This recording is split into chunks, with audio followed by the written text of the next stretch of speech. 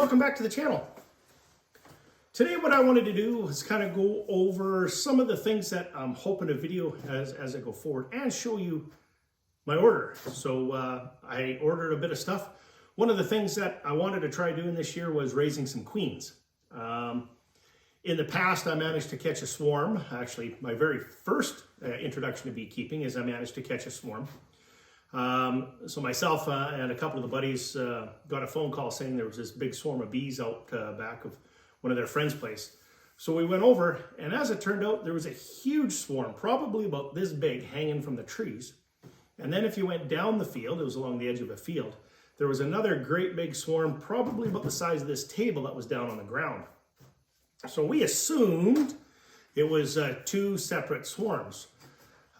We collected them both up. I brought one home here. He took one home with him and put them all in a hive. A few things like this. Basically, my first introduction to bees was a tough one because after a few days, I went through, I think it was about 4 days, I think, by the time we got them in there. Bees were coming and going, so they got quite comfortable in the hive. I opened the hive up and I tried to do a hive inspection, see if I could find the queen. Now, I was brand spanking new to beekeeping. So I looked awfully hard, couldn't find a queen anywhere. I closed them back up, waited another 2 days, I went back, opened back up again, still couldn't find a queen. But the thing that I also kind of got me a bit concerned was there was no eggs, there was no larvae, there was no brood. So I had a queenless swarm. So I got a hold of one of the local beekeepers, Andrew, and I got a queen bee off of him. Actually got it in this cage here. And I tried to introduce a queen to him. So brought the queen home, I put her in the cage, left her in the cage, I didn't open her up, left her in there for 3 days. They were feeding her and everything, so that was all pretty good. I removed the cork, closed the hive back up and left it. I went back 5 days later and did a hive inspection. I had eggs, so I wasn't too concerned. I had eggs in the hive. But I couldn't find the queen. But from everything I read, everything I watched, I had eggs in the hive, I wasn't too concerned. So I closed the hive back up and left it for about a week. Went back, I'm starting to get a bunch of brood in there now, but the brood was all drones. Once again, new to beekeeping, I wasn't too aware of it. So what I ended up having is I had a laying worker. I spent probably the next month trying to deal with the laying worker. I got another queen. I took all the bees clear across 10, 12 acres away, shook them all out, made sure there wasn't a single bee left, had an empty box and everything back there. So they all flew back. I was told that the laying worker, being as she hadn't been out of the hive for quite some time, wouldn't find her way back. She did. I also took all of the combs and all of the frames that I had, I put them in the freezer too. I killed all the brood that was in there. So I started off fresh, got another queen, put another queen in there, waited 3 days, opened it up, and I'll be darned if they didn't kill her as well. So my very first year of beekeeping didn't turn out so well. That hive eventually ended up dying off that fall. They had no queen, they were doomed. So from that point forward, I've always been a little bit interested in raising some queens. That way, if I ever have the need, I can basically, I can castle my own queens, and then if I do catch a swarm, or in case the fact that I have my hives here this year, I actually have to re-queen some of them. Tongue-tied here this morning. So I am going to need some queens this fall. So what I did is, last year I bought these little nucs, the little plastic nucs, or styrofoam nucs. So I haven't put them together yet. I basically just gave them a quick paint job, so I painted the outside with some latex paint. We got to put them all together here, but show you some of the pieces. So there's lots of videos of these out on the internet there as well. So they come with a feeder in the back, but well, let's put this one together. I think this is the piece that goes on the bottom so that we can have a vent or close the vent off. We've got a vent for the front. What do we got here? Oh, this is the for the front door. How does this go on there now?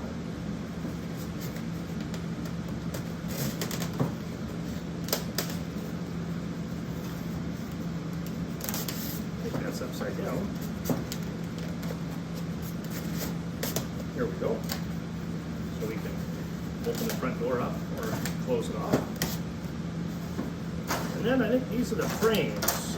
Oh, we've got a queen excluder for in the feeder, so the queen can't get in there. That, I guess there's no up or down. And then our frames. What do we got here? So it looks like we got two side pieces, and they actually have the little pieces there for holding the comb. So I have bought the wax comb for this, and it looks like there's a groove on the inside as well. So these, I'm thinking,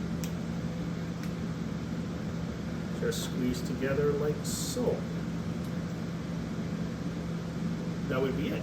We'll put our wax frame in there, and then they fit right into place.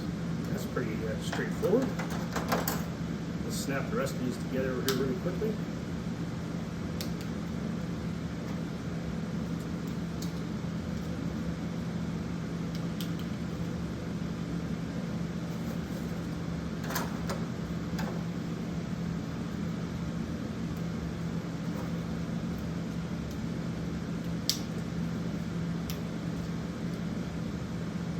Here we go.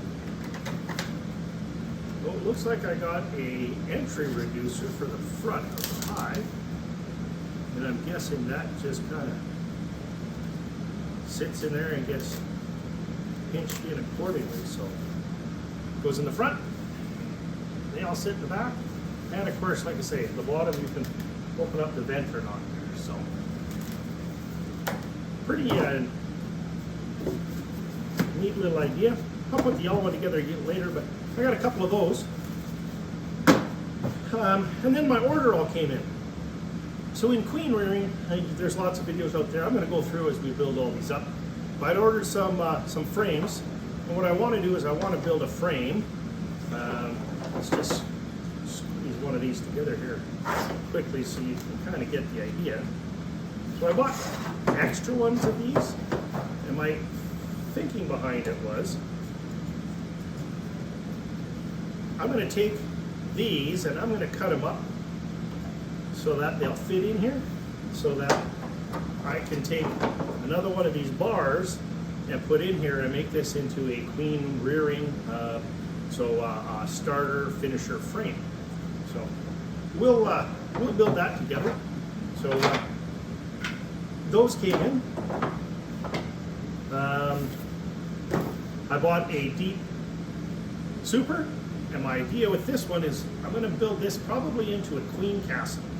So I'm going to divide this into 4, and that way once my queens have mated and everything, I can use this, but they're fairly small. So I want to build this into 4. I've seen some plans out there, so I can make 4 2-frame nucleus for my queens, and I'll build these into a queen castle. So that's my idea with this. And then I got all my goodies here. So I ordered a couple different systems here. So the first system I ordered, I forget what they call this one. This is the frame that would go, you would mount right in here. You'd put your queen in here. I haven't, it's a Capilarva queen cell grid. There's another name for it. I just can't remember what the name on it was. Let's see if it says it here. No, those are just for the cups. So I'll look it up. I'll try to put it up here so I can find it. But basically, we catch the queen, we put her in here, and she lays the eggs right in the cups. So then from the cups, what ends up happening? Oh, we got it right here. This is the QC100 complete queen rearing kit.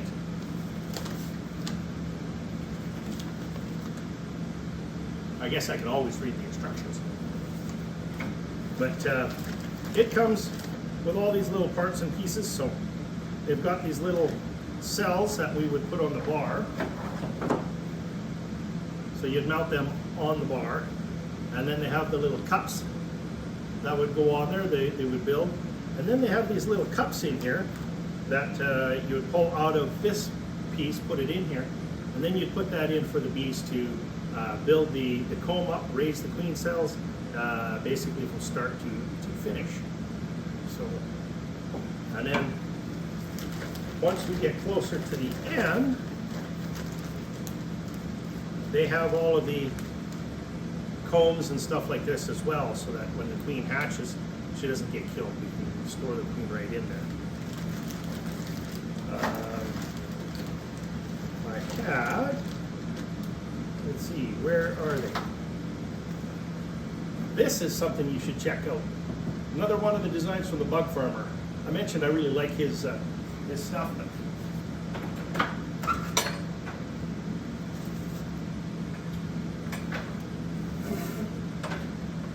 it's handy to have right out of the apiary so that you keep everything right up there.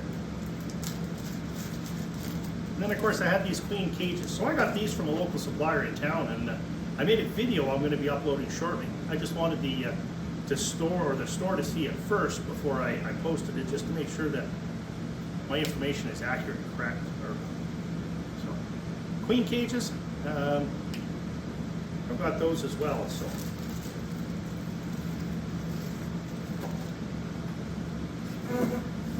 So raising some queens is something I'm going to do. I did also order, let's put this one away so I don't get them all mixed up.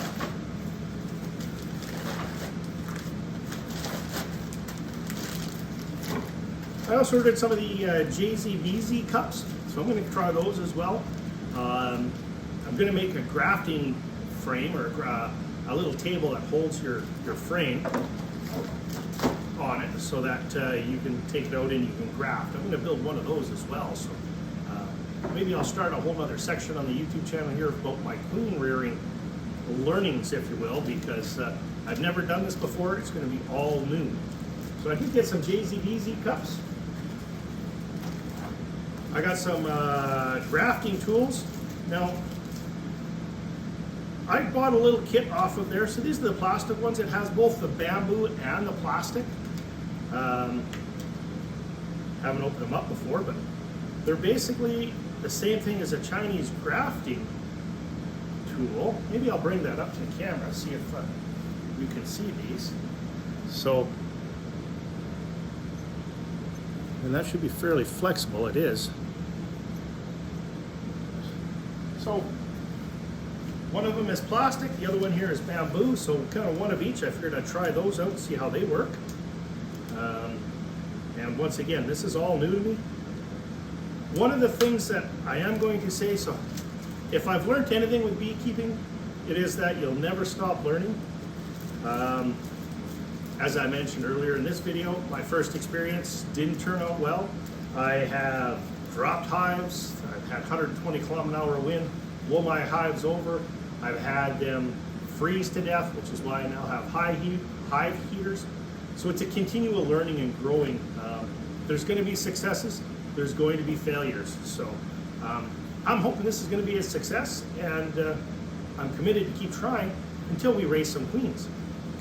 What else we got in here? Well, these are just the handles. So these are some of the little T-handles that I ordered for building that table. So that's, I guess, what I'm going to be up to here next. Oh, and I did mention that the queen cage that I got off of the local supplier, we're going to build some of these as well. And I think I'm going to build a frame to hold them so that if I do have to castle my queens, I can do that as well. So I think that's it. So stick around. Follow me on my queen rearing learnings / experiences. Let's learn some of this together. And as always, if you like the videos, please give me a thumbs up down below. Don't be afraid to hit that subscribe button, so you'll be noticed or get notifications of any videos I upload or as I go along through this. I've been doing that with you know, the hives, how to start beekeeping, some of the pricing. So when I started this YouTube video, I wasn't sure if I was going to be able to keep up with the content. And well, my brain's coming up with all sorts of ideas, most of which have been out there again, but once again, this is my experience, so I'm just happy to share it with you. But if you like the videos, give me a thumbs up. Don't be afraid to hit the subscribe button and ring that bell for notifications. Until then, take care, happy beekeeping, and we'll see you next time.